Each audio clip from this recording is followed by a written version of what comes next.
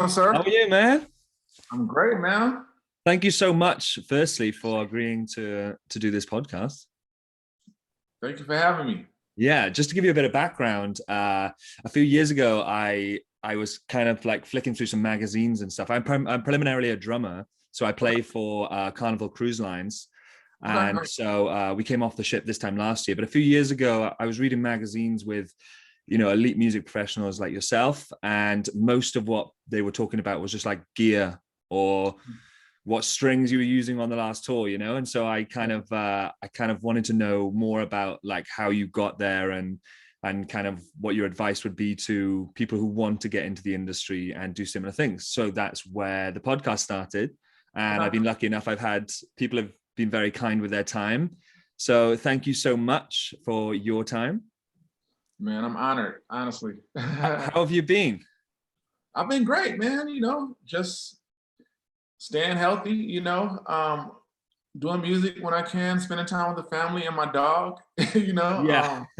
Yep, and doing some virtual things with my brother, he's a guitarist as well. So we've been doing some virtual stuff. And then other than that, playing at church and just being normal. So the break has been good.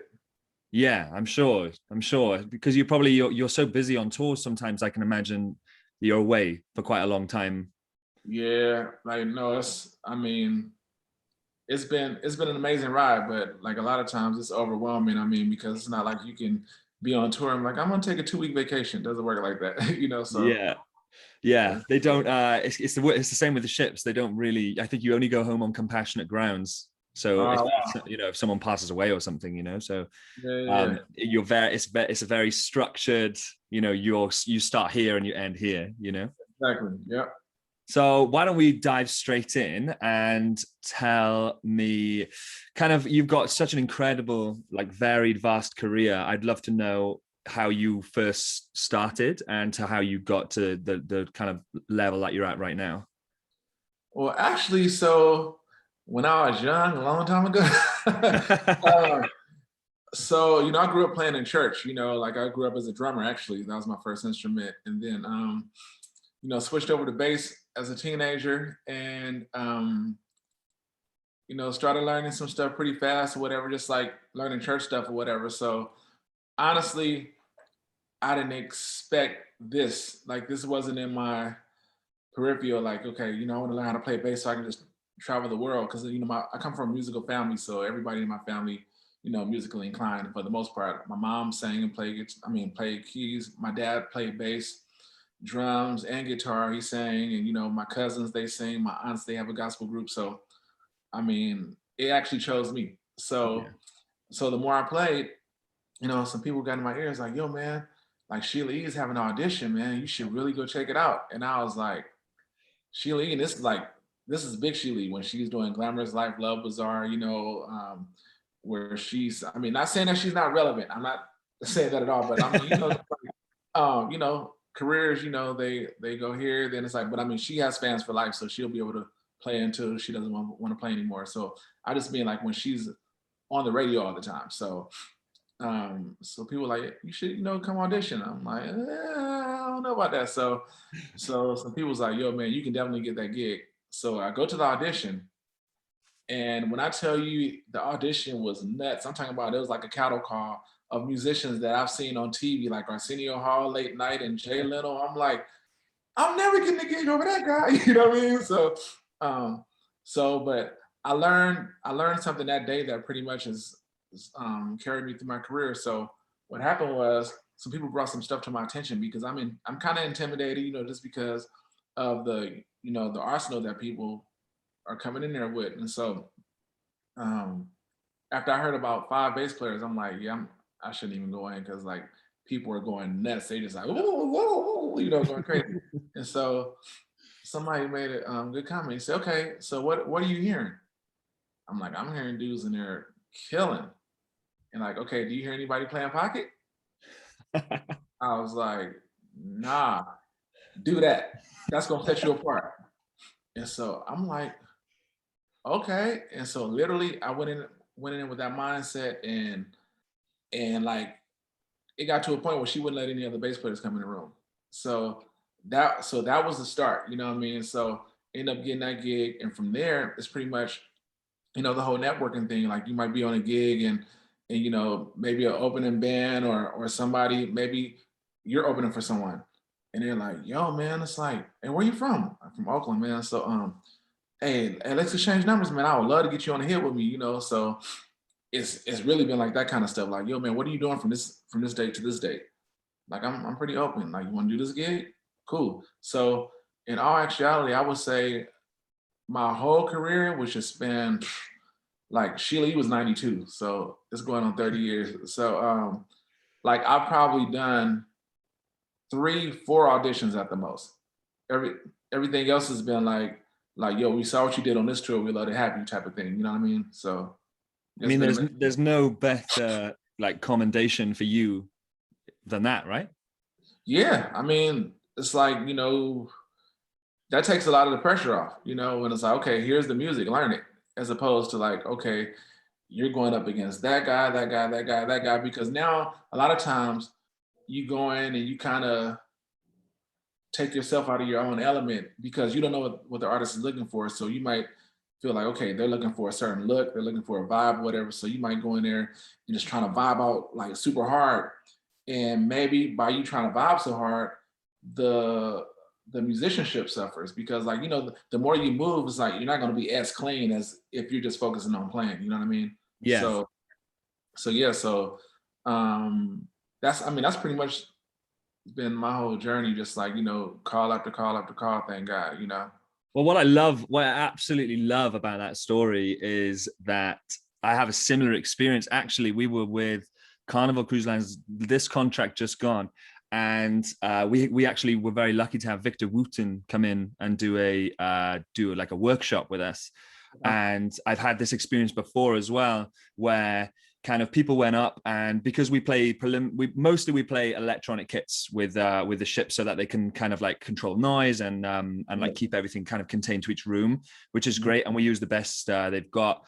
And so this particular workshop was with an acoustic kit, and so not many people used to playing like acoustic again in a big like warehouse room. And so every drummer that went up was kind of just like tapping. And I had a similar thought to you. He wasn't really saying anything to these drummers. And so I had a similar thought like you did, where you were like, well, I'm just going to go and kind of play how I play. You know, it's like, I'm not going to kind of follow what they've done just because they've gone without comment.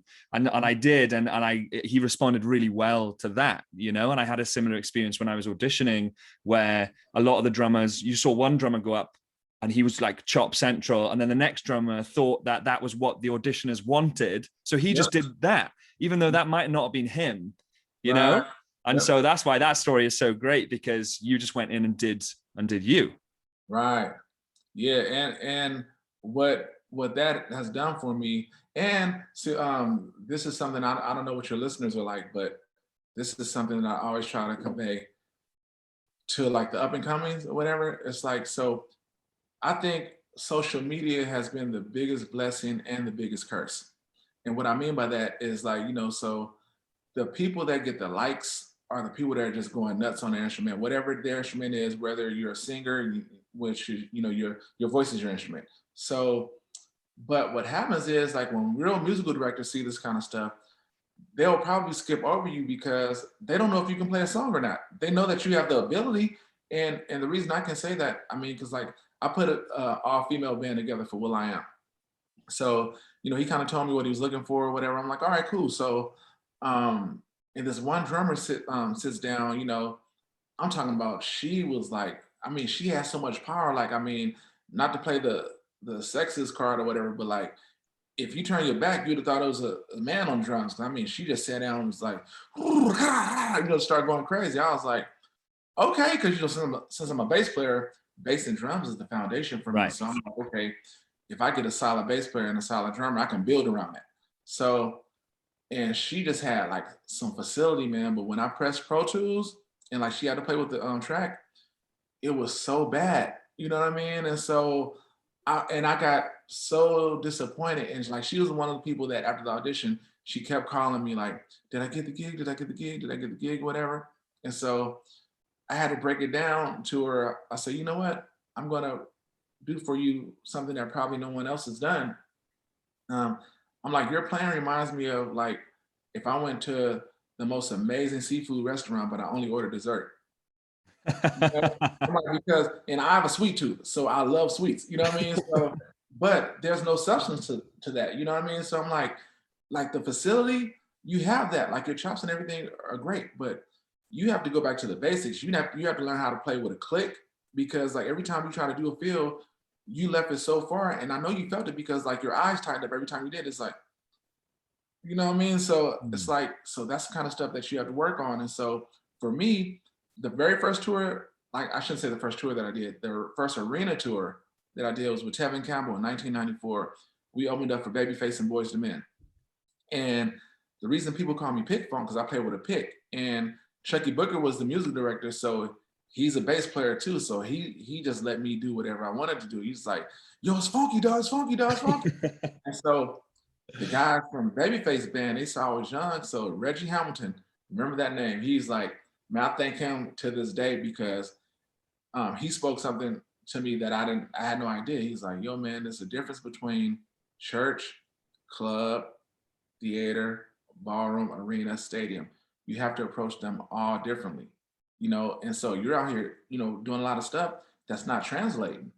You know, like you have to sustain those notes, man. You got to play whole notes. If you want to sustain your career, sustain the notes. You know what I mean? So Yeah. like, and literally when I started going to the crowd and watching their show, it made all the sense in the world. Like the whole heavens opened up. I'm like, wow, that's how you're supposed to play. Because I'm thinking that it's crazy. It's like, plus you're playing so loud on stage that they're turning you down in the house. But me being young and ignorant, I'm like, how does this little bass amp compete with this big PA in this arena? But it does because, you know, like a guitar can turn up loud because the frequency kind of goes like that. Bass is kind of a big wave. That's like if you hit a bass note, you'll hear it like seconds later. Doom, doom. You know what I mean? So Yeah. if you do a bunch of this, it's not going to translate. So Yeah. I had to learn. And so were you like, was there any like training? Did you have teachers or was it purely through like your family dynamic and church? Man, believe it or not, I never had lessons, man. It's like I wish I would have because there's some things like I mean, like I get around pretty good, but my technique is horrible. You know what I mean?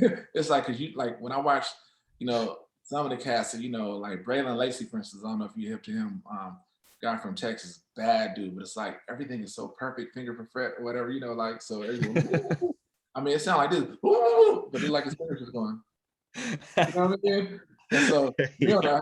I'm like, you know what I mean? Like all over the place, but it's working. But you know, so but then there was you know influences I had obviously you know like my big brother Derek Allen, man. It's like if people don't know about him, get to know him. Like I tell two people, like there's two people you need to know: Jesus and Derek Allen. You know what I mean? In that order. I mean, that dude, man. It's like and just being around him literally changed my whole concept, the way I thought about an approach base, you know. But as far as lessons, like I never really had any lessons. So can you read? Uh, I don't read melodies. I can read some chord changes though.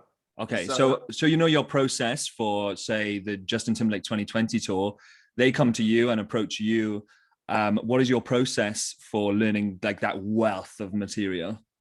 well, shout out to Adam Blackstone for even calling me because that, like you said, is a wealth of material. Every song is so detailed. I mean, Mhm. it's like you're not playing a song exactly like the record. It's like it's short, like as soon as you relax, you're like, I missed that. You know what I mean? And it's like it's a big band, a lot of lines together that, you know, that matter. So so literally I took it song by song, man, and it was so much that like literally after I had agreed to it, once they actually sent me a copy of the show, I was like, whoa, you know what I mean? Like, whoa, okay. I got to put on a whole different cap because since Adam is the bass player and the MD, like he knows that music inside and out because he created it, and just the way he speaks on it on the instrument or whatever, I had to really pay attention to you know to try to like emulate a lot of what he did, but then be me at the same time. So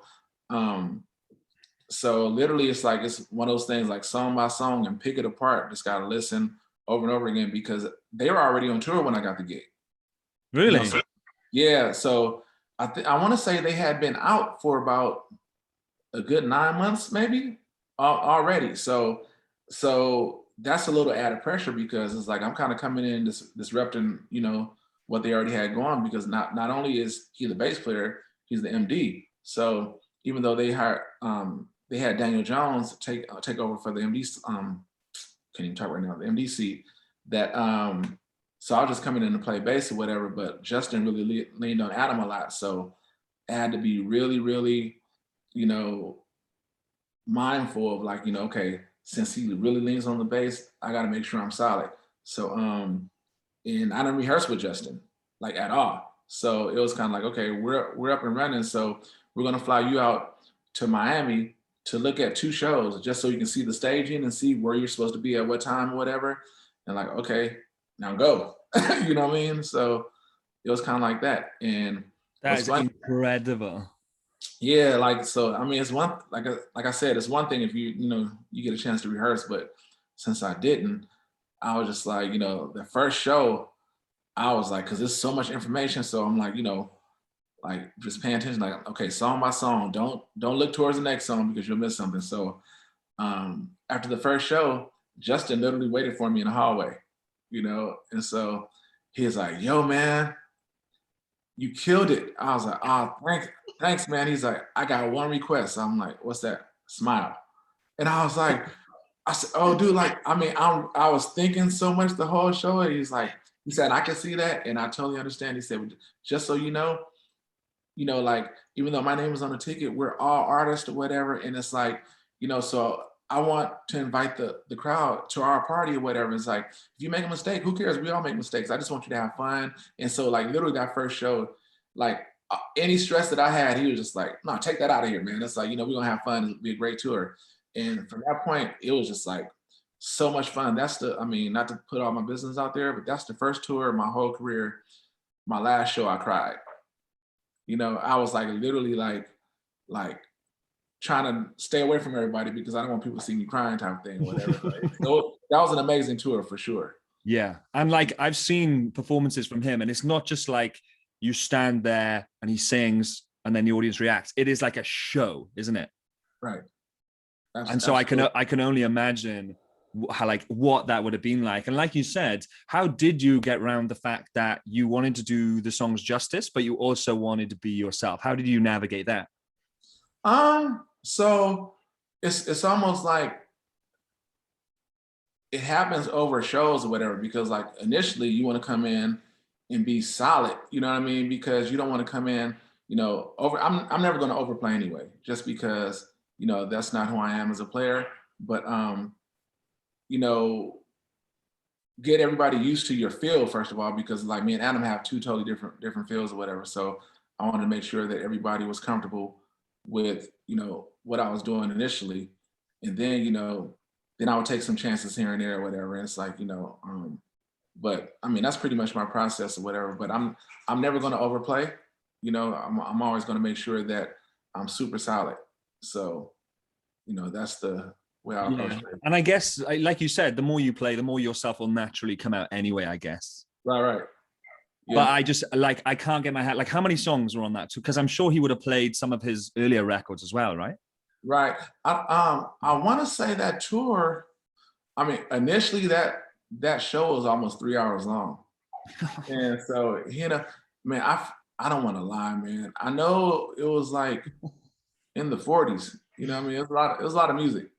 You know, Yeah. And so do you have like your own process for like notation, or do you write like, say, mirrors, you know, intro, verse, chorus, or do you have believe like it a or not, process? I didn't write anything down. It's just like it was all memory. It's almost like when you it's almost like, you know, if you're playing with a click track, just say if you're already playing with a click track and you start hearing it when it's not there. Right. You know what I mean? It's kind of like the same thing. You know what I mean? So that's kind of my whole process. I'm just like, okay, and some of the songs I will listen to, that I had already heard on the record, you know. So even though now it's just like learning arrangements, you know what I mean? So Yeah. that's the whole thing. Because I know he's very big on like stabs and things like that, right? So there's hits on Yeah. like in like coming from all angles. Right.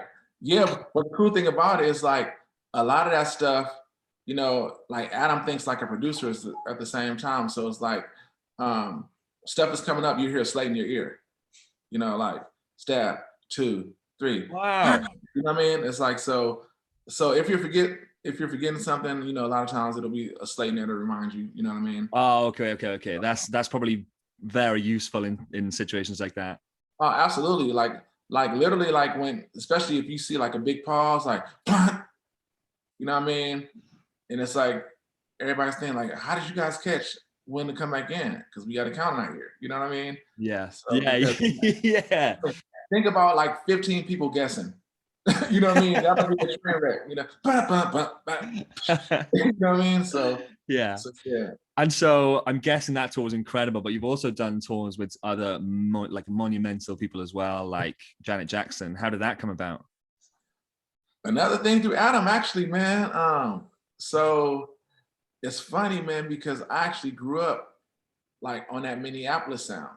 You know what I mean? Like I used to love, you know, the Prince stuff, the Morris Day and the Time stuff, Jesse Johnson, like Brown Mark from the Revolution. Like he's probably one of my favorite bass players of all time. So it's like I kind of grew up on that vibe anyway. So when I got a chance to play anything that Jimmy Jam and Terry Lewis did, it was just like fun because everything is bass. Like literally that whole gig, that's a bass player's gig. You know what I mean? Yeah. Like most of her songs, even the ballads, you know, like if you look at I Get So Lonely, the key bass is going crazy. Do do do do do do do round do do do do do do. It's like so for a bass player, you just like, all right, you know what I mean? So Yeah.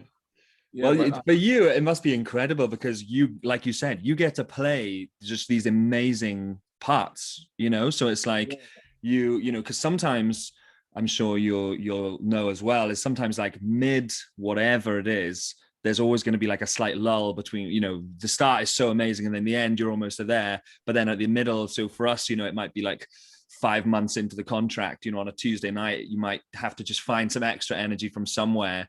But yeah, do you relate, like, you know, when you're on tour and you're on stage, do you have the same kind of buzz and energy you do from your first? absolutely. Because you got to think like, man, when you're working with people that like, when the artist can literally point the microphone in the crowd for like 80% of the show and the whole arena singing, I mean, the energy is just a different energy. It doesn't get any crazier than that. So, like those kind of tours, just the energy. I mean, we seeing like even out with Justin, you look in the crowd, grown men are crying. It's like you know, I mean, it doesn't get old. I mean, you can play the same show every night, but it's a different energy because you know each crowd is different. And for me, I love playing the crowds in the UK. Yeah. You know, Europe in general. You know what I mean? Because Yeah. I feel like that they don't get as much as the music. I mean, because like in America, tours happen all the time, or whatever. So it's just like you know, when a new artist comes in, it's like, okay, I just left a concert last night. I was at Bruno Mars last night. Let me see what y'all got. You know what I mean? It's kind of Yeah. like you got to do extra to impress, you know, U.S. crowd sometimes. But like, I feel like overseas, everybody's just music lovers. So it's like we can't wait for a show. Like I did a tour with Diddy and Snoop years ago in Europe, and honestly, I didn't want to do it at first because you know in the U.S. there was always that like East Coast West Coast rap beef kind of thing, and I'm like, I'm not trying to get shot playing bass, so no. And they're like, bro, it's in Europe. Trust me, it's not gonna be that kind of crowd. And it wasn't. It's like, I mean, most of the crowd, I would say, probably 75% white. You know what I Yeah. mean? Yeah. Like, and it was so much fun, man. Like it was like that was probably one of the most fun tours that I've done too with Diddy and Snoop. I can imagine. Like, what was that whole process like? Did you get to go to rehearsals beforehand with them? Yeah, I rehearsed for like a week. For like a week. But again, it's so much easier when you're playing with an artist that has hits that even if you're not familiar with the songs, you've heard them on the radio. So at Right. least in terms of format, you're like, okay, because most now it's different if you're talking about like a musical situation like a Snarky Puppy or whatever, where every song is like, but Yeah. when you're talking about like pop music or rap music, there's normally a formula. There's normally like a bass line for the chorus, verse, bridge, vamp. That's pretty much it. It's normally not anything crazy unless the MD takes it there. So Yeah. so that part is like once you know the formula, I mean, you can pretty much get around. And so, you know, the creative process, you know, when you're working with these like massive artists, like you said, Justin Timberlake, you know, came to you personally and give you some advice and things with like the Snoop Tour on Janet Jackson and P. Diddy and stuff. Do they approach you in person, or would they go to the MD to go to you? Oh no, like the only artist that I've worked with in person like that is Layla Hathaway. Right. But I mean, but that's like my girl. We like, you know, Yeah. like she's been in my house. I've been in her house. I've stayed at the house. Like she's Right. like, here the keys to my Tesla. Take it. You know what I mean? It's like so. It's a different relationship, but like creatively is really really cool. But like with artists like superstars, if you're not the MD, you don't really have Right. that kind of rapport with them, if you will. So like and me being a band leader or Rihanna for like a long time, I prefer not to be in that seat on those type of gigs because like I mean people only see the outcome, but to get to that point, oh, it's so stressful, man. It's like a really stressful gig because it's like you have the artists, you have management, you have creative directors, you have choreographers. It's like, and nobody's on the same page. You know what I mean? So it's like, I think you should do this. I think you should do that. I mean, like, there's days where we'll go to rehearsal with Rihanna, and I kid you not, we're there for like 15 hours and don't play one note. I mean, there's just meetings all day. You know what I mean? It's like, okay, take a break. We're gonna hit an hour. It's like then they're looking at the video stuff like, no, I don't like that content, so this shouldn't be there, blah blah blah. So it's like it's a process. And so like on those type of gigs, when everybody's in a band asleep, you're still up working. Yeah. So I'm like, nah. So yeah, I don't need to do any of those. But that's why we like people like Adam Blackstone. I keep saying his name because I honestly don't understand how he does it because he's literally in so many different situations. Like he's literally the MD of MDs now, and he could literally get on stage with Eminem tonight, Rihanna tomorrow, Janet Jackson the next day, Diddy the next day, Jay-Z the next day, and so forth and so on, and play that stuff verbatim. He's like his memory is like an elephant. I'm like, bro. Yeah, he's a freak of nature for sure. And so was the Rihanna tour, I'm going to take a punt and say that you just got asked because of your reputation? No auditions? Yeah, believe it or not. So Tony Bruno was the initial MD. He had did like Enrique Iglesias and gigs like that, and amazing. But they were coming from early on, like a rock perspective. Because she wasn't a pop star yet. She had her biggest song was like Pound a Replay at that point. Right. So Umbrella hadn't come out yet. So it's like, technically we have an R&B artist, Rihanna, are you interested? I'm like, sure, so, but they had already heard my plans. So me and the drummer, they already knew they wanted us, me and Chris Johnson. But we auditioned keyboard players and guitar players. So I was part of the audition or whatever. So and me and the drummer actually had a say as to who would come in because like we were so respected at that point. Right. But I mean, literally we were at ground zero. I mean, sharing rooms, like doing those big tours, those long tours, even though we were doing arenas, we only got hotels on our days off. So there's one point in Europe, we had like 2 weeks straight, no hotels. Like we would sleep on the bus, take showers at the venues. So I'm just trying to paint the picture. Like I was with Rihanna when Rihanna was, like just doing this, but it's amazing to see what she's done with her career, man. So yeah, but that was fun to her too. I mean, that leads me so nicely actually onto my next question, which is so you were in the audition room. What was it that you were looking for when you were looking at the other musicians? For one, it's like even more so than playing, like your energy, like what kind of person are you? I mean, because like we got to live together. You know what I mean? So you can be amazing on your instrument, but you can be a jerk. You know what I mean? So it's the little things that matter. So and then as it comes to playing, like just how you approach the record, you know, and most of the guys that came in who's just doing them was like, yeah, nah. Or you might have church cats coming in just like trying to chord you to death, like, yo, did you listen to the record?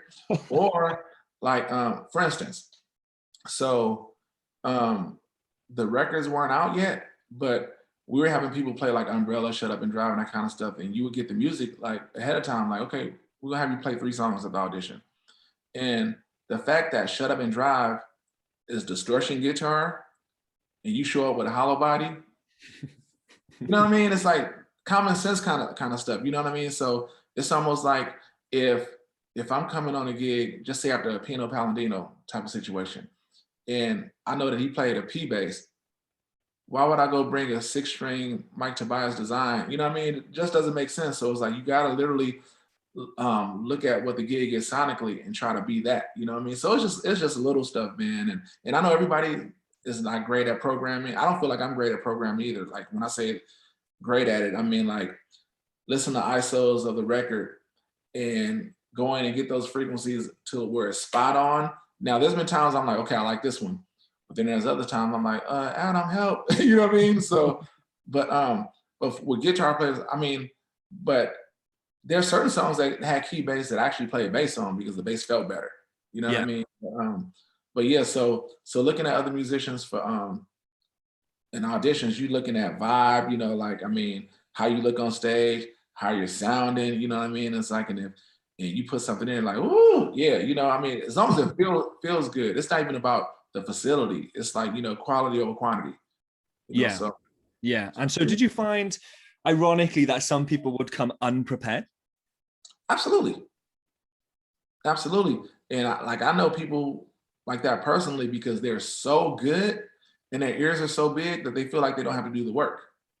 And they've shot themselves in the foot before, you know, because like, okay, what you just played was amazing, but that wasn't a record. Right. I mean, Right. it's like yo, like matter of fact, I know a bass player. I mean, I'm not gonna call his name, but his ears are so big that like literally they'll be going over music and they're reading charts. And he's like, you know, he's acting like something's wrong with his bass while they're playing, but he's pretty much learning the music. You know what I mean? And so, but the next time they play it, he's killing. You know, it's like rather than just saying like, listen, I can't read, but I have big ears, so you know. But he's not gonna do it. He's like, oh yeah, I can read, and you get on the gig and be flames. You know what I mean?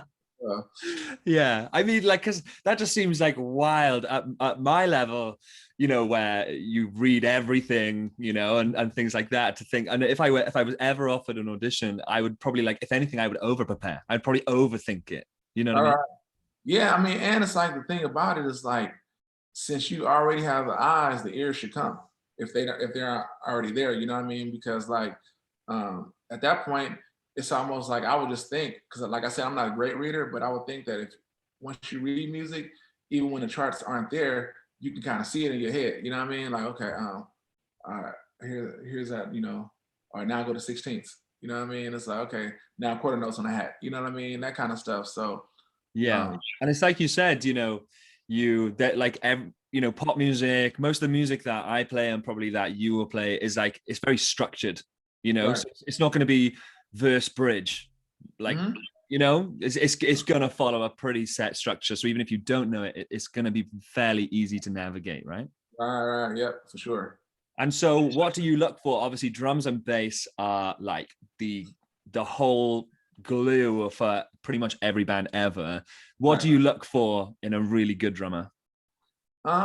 Like solid pocket, you know, not too loose, you know what I mean? Like, for instance, even like you can impress me more on a ballad than you can on like a mid because ballads, everybody can't make a ballad feel good. Mm-hmm. You know what I mean? And that's why like Chris Johnson, like is one of my favorite drummers ever to play with. Like we've done so many tours together from like Mary Mary, we did Rihanna together. You know, he's in my band, you know, but like his feel, man, is just like I'm talking about. I remember being on a tour with Rihanna and we are doing this song in soundcheck called I'm so hard hey, hey, hey, so and like literally his groove is just like this. Like, and I'm just hold on. Boom, boom. And man, like one sound check, I remember I was looking at him like, man, you sweet, bro. You know what I mean? It's not like he was just like making the simple stuff feel good. You know what I mean? It's like, so I'm feel over everything, man. It's like, how does the song feel when you're playing it? You know? Now, even though we're playing with a click track, I don't want to listen to the click track. I don't listen to you. So I might listen to the click for the count off, but once the song starts, I want to lean and depend on you.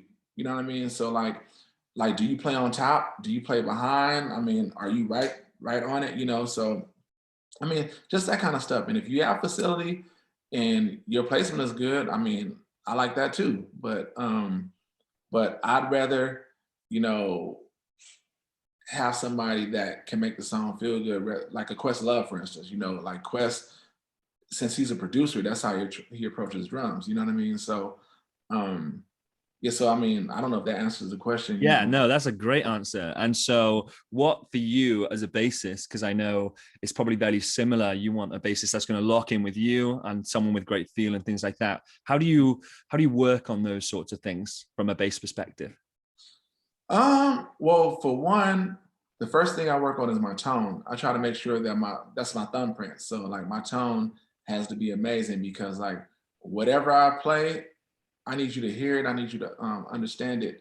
And anything I play is gonna be purposeful. You know what I mean? It's not gonna be like a wasted note. You know what I mean? So tone, um, just trying to make sure that you know I'm kind of like behind you a little bit because like a lot of times when you're on top, it almost feels like, you know, it's a push pull type of thing. So those are the things that I try to focus on. And with there's a relationship between the bass player and the sound man because one thing a lot of up and coming bass players or even cats has been playing, the one thing that they don't get, because the one thing that I get complimented on more than anything is my tone. And I learned early on because like you would play so loud because bass players, we play loud because we want to feel it. You know what I mean? And so, but then there's that marriage between like, okay, well, you want to sound better out there than you do up here. So I learned how to cut like a lot of my low end, maybe add a little low mid, cut a little high mid, and boost my treble up a little bit. And so it's like a really clean thing. So like literally, I want my like, especially if I'm doing this, I want that to be with the drummer's kick drum.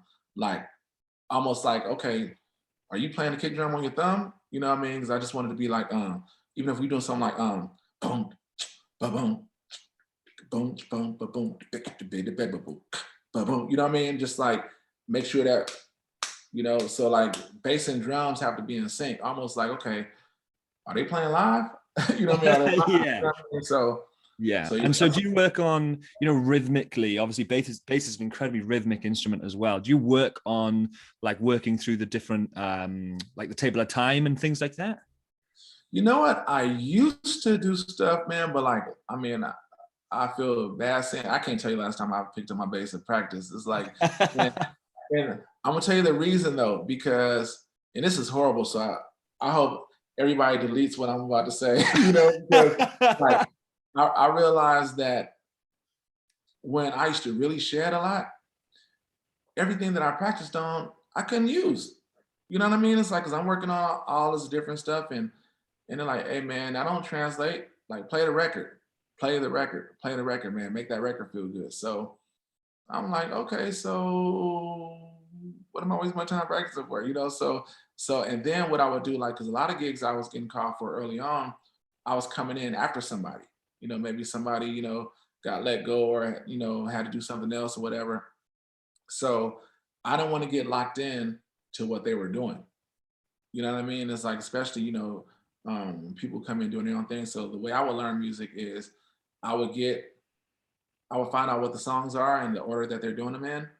And I would make my own playlist from the record, so just like, I don't know if you can do this now, just say if you did a playlist in your car, just say if you had a playlist, okay, um, this is my chill playlist. After a few times hearing that, even though you're not looking at it, you know what the next song is. You know what I mean? Yeah. That's kind of how I prepare for tours or whatever. So it's like I know the sequence. And so then like so from here it's about a 5-hour drive to LA. That's where most rehearsals are. So I would literally listen to the music before I left and learn the show on the way to LA. So by the time I get to LA, I'm good. You know what I mean? So even though I'm listening to like a live bass player, I'm so locked into what the record is doing. That's going to be my feel. And then, you know, then give you a splash of me here and there. You know what I mean? Yeah. So you're laying the foundations with the original material. Exactly. Yeah, I think that's like an incredible way to look at it, especially like you said, when people get so caught up in, you know, the new Phil, like you said, social media can be a blessing or a curse. You know, it's either Right.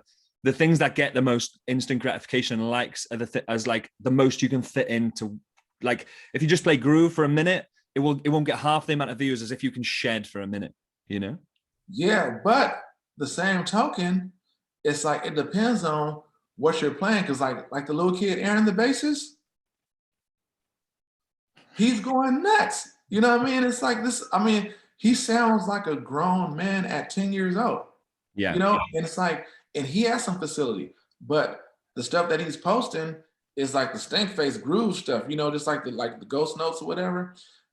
I feel like that is just as relevant as all other stuff because that's what's going to set you apart. In my opinion, if like everybody's playing like this and you're playing like that, Yeah. trust me, I mean, because people want to do this. You can't do that to. I mean, the people that are liking that is going to be other musicians. Yeah. But the average listener is going to break their neck to like for instance, if you playing some like that's why most I don't know about over there, but like if you go to like just say a concert here and they're like, thank you, good night. And then they play exit music, it's gonna be like some old James Brown, you know, Mr. Stubberfield, you know what I mean? And the funky now. And it's still funky 50 years later. You know what I mean? So it's like that's the stuff that's never going to change. So if you learn how to play grooves and make grooves feel good, that's going to be relevant. I don't care what new fad is coming up. Like everybody's going nuts, or you know, like the new Dilla sound, and everybody's playing unquantized, all that kind of stuff. That's going to have its place too. But pocket, if you learn how to have a good feel, you will work forever. I promise you. Trust me. It's like it's been. I mean, James Brown said it best: keep it on the one. It's worked for me, you know, because I'll be the first one to tell you. A lot of bass players, I don't have the facility that they have. I mean, I know cats that are like that. I'm like, woo, like, let me let shit. No, you know what I mean? But it's like, but you know, a lot of those people that have that much information, they have it sitting at home. Yeah. Yeah. And I just think from everything that you've said, it's just like, it seems, and from all the conversations I've had, it seems that just like the more musical integrity you have, the longer your career will be. Absolutely. Yep. You said it best, man. You have integrity. Integrity. Matter of fact, I had to put a band together from the UK one time. I did a gig with an artist. I'm not gonna say their names, but like I mean, incredible musicians in the UK. By the way, you know, we've lucked up and had some really good, you know, musicians. Like when I come over with artists where it's just me and I got to use a band, rehearse with them a couple of days, whatever. But there's this one guy in particular, amazing on keys, amazing. But the dude would not just play the record, like he was stretching the whole show. And the artist is like, yeah, no, like we tried to address it a couple of times, but it's like, he's just like, what do you mean? And so like, yo, you got to remember, like, it's not about you, and you can be great at the record because people are going to leave the show like, wow, they sounded just like the record. Yeah. You know? And so to me, that's more of a compliment than somebody coming up to me like, yo, man, you were killing. You know, like I'd rather somebody come like, yo, man, the band is amazing. So that means we're playing together as a unit, as opposed to me just going for blood an entire show, because it's like I'm getting my rocks off, but it's like the music suffers. Yeah. So you think musical integrity comes from just serving the person whose music it is, right? Yeah, and then I think you are what you eat as well. You know, like like I said, for me, the stuff that I always gravitated to towards, like I'm a quartet guy, you know, which is like, you know, church stuff. And like literally a quartet bass line, you might have to play, you get to a vamp of a song, that song might go for 6 minutes. And you playing the same thing over and over again without changing anything. And it's like, don't get bored, but what it is, I always use this analogy. I don't know if you guys have grits over there. Grits is like it's like a hot cereal almost, kind of like cream of wheat type of thing. It's like you boil your water and like then you add the grits, but don't put anything in it. But the more you stir it, it keeps getting thicker without adding anything. Just keep stirring the same grits in the same pot with the same water. And there's something about the grit that swells up. To me, that's what a groove does. Like you play the same thing over and over again. It's like, and then when you first started, you might be like, 4 minutes in, everybody like, oh, but we haven't changed anything. It's just like, it just gets contagious after a while. Just like everybody like stank face, like, yo, they killing, you know? So that's the way, that's always been my approach. You know what I mean? Yeah, I absolutely love that analogy. Yeah, so that's literally the perfect analogy, I think, for and it's like you said, you don't have to change anything to make it that, like, to make the groove good, right? You can play the groove, but you can still make it good. It could be 4 on the floor, you know, and 2 different players could play it. I watched something a few weeks ago at the Musicians Institute. They did like an online thing or something, and Steve Jordan was there, and he was doing he did like a come up, someone play, and I'll kind of like, I won't alter the groove whatsoever, but I'll do things that will make the groove feel better. And so he had this guy up, and this guy just played a groove, and then he was like, you know, that was great, now like let me show you, I'll play the exact same groove, and it just sounded like completely, like, just so much better, but it was the same groove. And he literally, all he changed was the heaviness of the hi-hat. That's all he changed. Wow. You know, it's like crazy, like what one little thing can do to the whole picture. So you don't have to change the way the groove is played, or, you know, or adding more notes. You know, if anything, I think from what I've learned from speaking to people like yourself is like, if anything, the more you take away, the better it's going to sound. Absolutely. You know, what's funny is, so earlier in my career, I did a thing with John B and Babyface. We did the song because they did a duet on Yap Young Records, a song called "Someone to Love." So we did Jay Leno. So I got a chance to rehearse with Babyface for a whole week for one song. So one day I just asked him, I just picked his brain. I was like, yo, man, because remember, you're talking about early 2000s, maybe every song that he did was a hit. You know what I mean? And I was just like, yo, like what's your formula when you're writing? You know? And he told me, he said, well, I figure like if an 80-year-old with Alzheimer's or a 3-year-old who's just learning to talk can hear the song for the first time and remember the melody, it's a hit. And then, like, when somebody gives me tracks, I start muting stuff, you know, rather than adding, you know, I start taking away. And so I'm like, okay. He's like, yeah, because now it's like, 'cause people will send you stuff that sounds amazing, but once you start muting a couple tracks, now the whole thing is breathing. And I'm like, wow. So, and that's why even having those conversations, I put everything back on me. Like, okay, how can I apply that to my plan? You know, so there's a beauty in space. It's almost like, imagine if you have a 5-bedroom house, right? But then, you know, your finances changes. So, okay, well, I got to downsize. So now you go to a 2-bedroom apartment, but bring all of your furniture. It's just going to be cluttered. You know what I mean? It's like, get rid of some of that stuff. You know, that's how I feel like your plan has to be. So like, I remember doing this one tour that, like, the stuff that I liked, even matter of fact, even Justin, the simple stuff is the stuff I had fun playing. Like, so he had a song called Murder. Like literally I'm just like sustaining boom, boom, boom, boom, boom, boom, boom, boom, boom, boom, boom, boom, boom, boom, boom, boom, boom, boom, boom, back it to ba, back it to da, back it to da, back it to ba, ba, boom, boom, boom. Man, that was my best song of that show. I'm like, man, this song feels so good, man. or even like what's the song? Push Your Love. Doom, boom, boom, doom, boom, boom, boom, boom. Simple, man, but like I love the space. I love the space in those songs. So to me, that's what I always, gravitate. That's the stuff that feels better to me. Yeah, I mean, I love everything that you've just said, especially that like another house, like another analogy with a house is like all the stuff that you have in that 5-bedroom house could the stuff itself could be great. It could be really nice stuff, but then you put it in a smaller house and it's still great stuff, but it doesn't work, Yep, and everybody's walking through your house like, and that's how musicians sound. It's almost like, there's certain bands that you hear, it's just like, it sounds like the,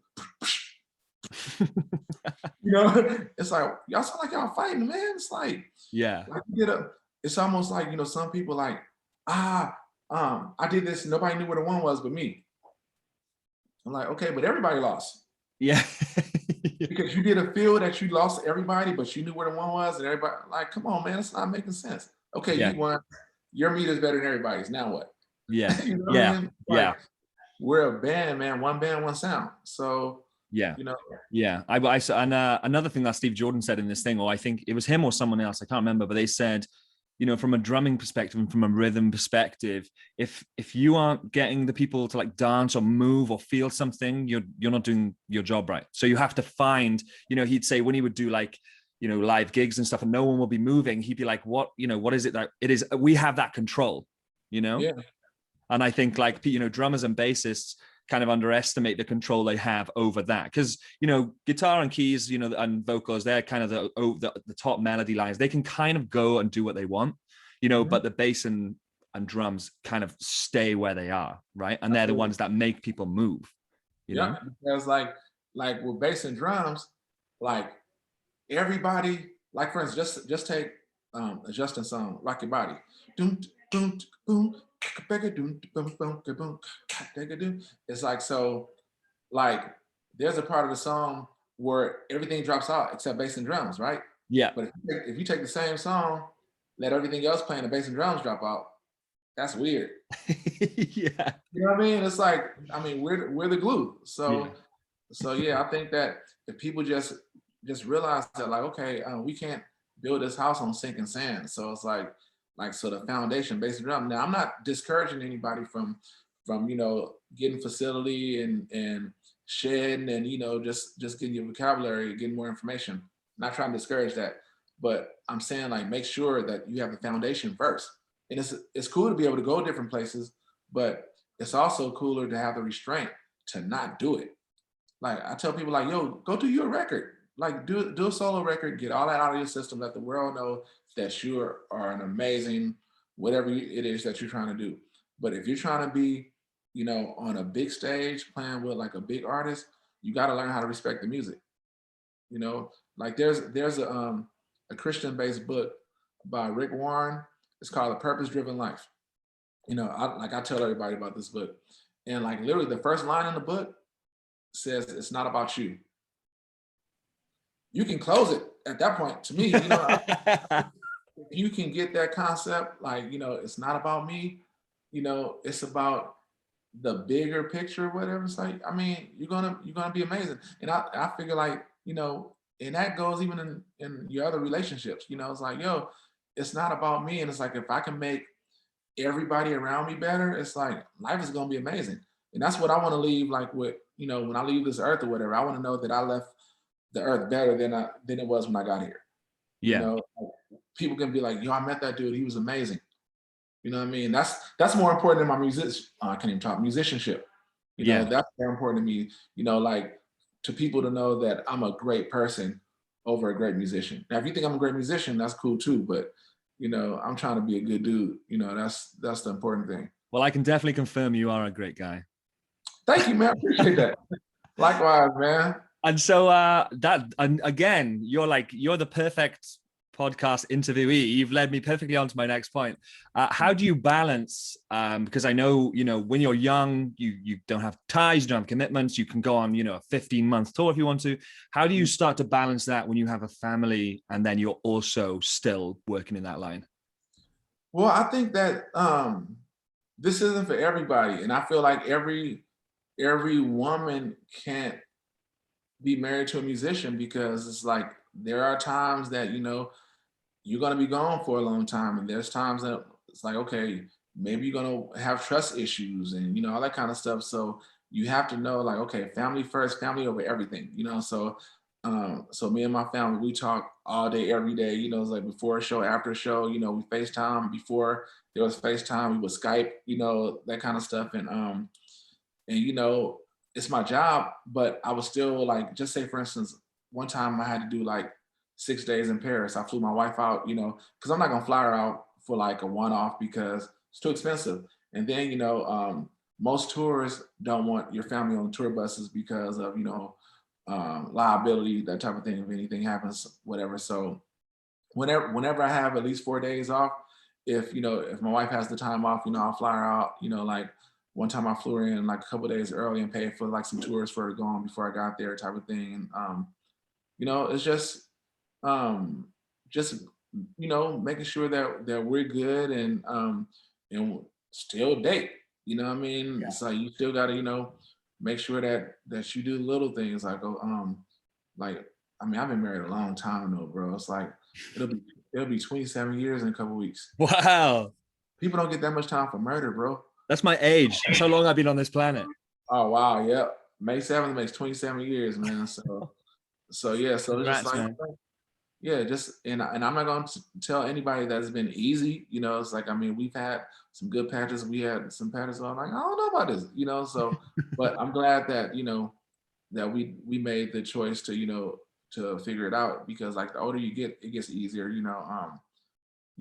Stuff that you might you know have problems with. It's like you're like, that's not even that big of a deal, and just learn the language, the communication, because like as men, sometimes we might take things as nagging, like if like I remember a time when she would be like, man, when I left for work, you was in the studio. When I came home, you're in the studio.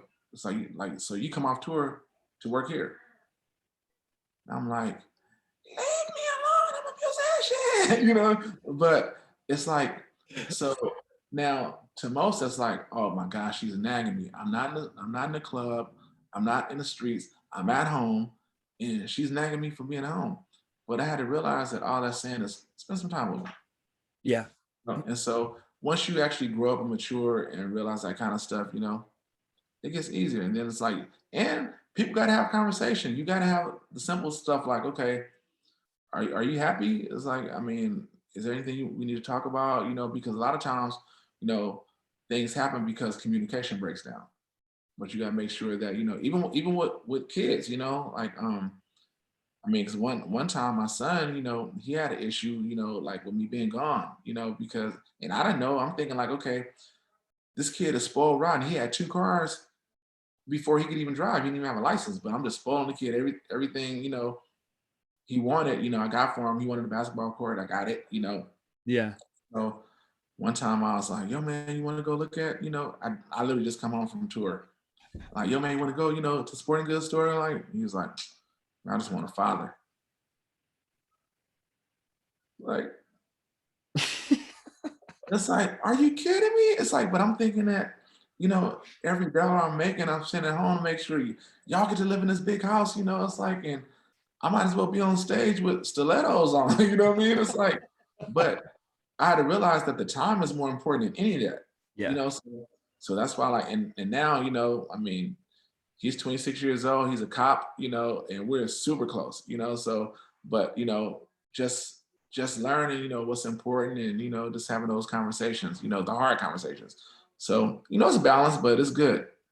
Yeah. And I'm sure as he's grown up, he can now truly appreciate, because when you're young, you just want your parents around a lot or whatever. But maybe now he's older, he understands the sacrifice to even get all the things he had, right? Oh, absolutely. It's like, I mean, we have like, crazy conversasations. Like, it's like, yeah, dad, I remember pointing like, I used to be mad because like, because my son was an athlete. So he played football and like, and, my papa walked me on the football field on senior night and I wanted that to be you, but now I get it, Yeah. like you're working so hard to make sure that you know I had things that you didn't. You know what I mean? It's like, and he's like, you know, so he apologized, you know, for even feeling like that. He's like, now I get it because I know, you know, I'm going to want to have a family, and so I used to always just use the analogy like, okay, if you're playing football, just say if you play for the San Francisco 49ers, training camp might be in Arizona, you know, so you're chasing your dream, but how fair would it be if your kids basically like, well, Dad, you're not here, you know, but you're making all this money and you're providing a really good life for your family. But as a kid, you don't understand that, you know, but the older you get, you know, it makes sense now. So yeah, now I get it. So, and he's doing really well for himself, you know, my daughter as well. So 2 kids. Yeah. That, And I think this is a side of the life that, you know, people people would see you on these world tours playing with some of the biggest artists that have ever been on the planet, and they'll think, oh, it's okay for them, or, you know, blah blah blah. But it's like, this is the side of the life that people don't necessarily see, is the right, sacrifice, right? absolutely. It's definitely a sacrifice, you know, on every angle, because you got to think, most people, like if you're in the crowd, you're looking at somebody like me playing for Janet Jackson and assume that I have Janet Jackson money.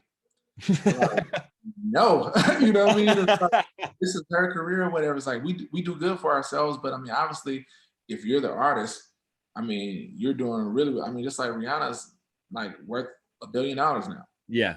I mean, and so I'm not, you know, so there's definitely a sacrifice, you know, and even for like a Janet, you know, Janet had a kid and didn't stop touring, you know, so it's like, I mean, so she has mommy duties, and you know, and like, and she makes it work or whatever, but it's like, you know, I think it's that balance, you know, again, like, okay, well, you know, family first, you know, I have this amazing career, I love my fans, but I got to make sure that we're good over here as well. So, you know, that's the part that fans don't get, because I've like, just me being so accessible, I've had some fans, you know, kind of cross the line a little bit. You Yeah. know what I mean? It's like, you know, and so like I remember this one fan, you know, requested me on Facebook or whatever. I accepted it.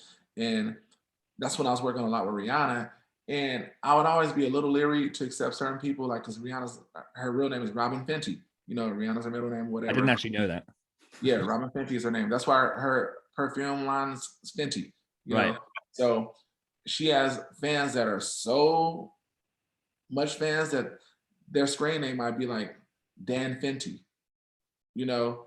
And so your profile picture might be a picture of Rihanna. So those type of people, I'm always like, it's like, you know, I don't know. So anyway, this is around the time, you know, Grammy time, when Rihanna and Chris Brown had their little situation or whatever, and a fan hit me like, hey, how are you? I'm like, I'm good. I was like, is it true that Rihanna's back with Chris Brown? And I said, listen, I don't have a problem, interacting with you, but please don't ask me personal, questions about my clients. And she said, why?